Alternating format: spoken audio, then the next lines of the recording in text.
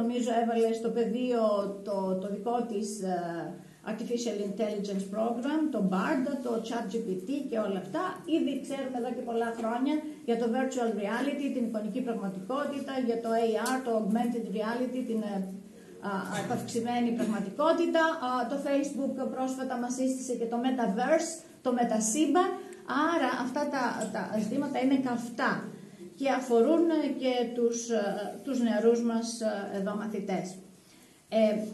Άρα η αγωνία των σχεδιαστών είναι η ορθή χρήση, ελπίζω πραγματικά να την έχουν αυτή την αγωνία, και η αγωνία των χρηστών είναι οι ανθρώπινες αξίες της εκπαίδευσης, της παιδείας, η δημιουργικότητα, η κριτική σκέψη, η ενσυναίσθηση, η ομορφιά, που δεν παράγεται από ένα σύστημα υπολογιστικό.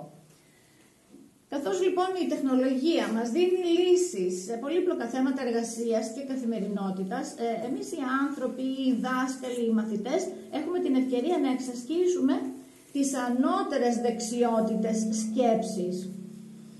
Δηλαδή, όχι απλά να μαθαίνουμε κάτι, να το θυμόμαστε και να το εκτελούμε, δηλαδή ακούω τον κύριο Πετρετζίκη να μου λέει τα υλικά για μια συνταγή, τα αγοράζω από το σούπερ μάρκετ και εκτελώ τη συνταγή. Αυτό είναι κατώτερες λειτουργίες σκέψης, αλλά να προχωρήσω στις ανώτερες δεξιότητες σκέψης, που είναι με την κριτική μου σκέψη να αναλύω και να συνθέτω τις πληροφορίες που παίρνω. Έτσι λοιπόν,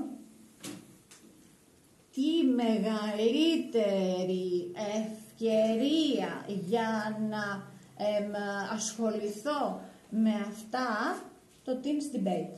Γιατί στο Teens Debate τα παιδιά εξασκούν την κριτική του σκέψη, κοιτάζουν arguments, αναλύουν, συνθέτουν, ό,τι τους αρέσει το κρατούν, ό,τι δεν τους αρέσει διαφωνούν μαζί τους, το αφήνουν στην άκρη, επιχειρηματολογούν, συνεργάζονται στην ομάδα, επικοινωνούν, και αυτό είναι η αντίσταση η ανθρώπινη έναντι στην τεχνολογία. Άρα λοιπόν αυτά είναι που μας επιτρέπει να εξασκήσουμε το debate.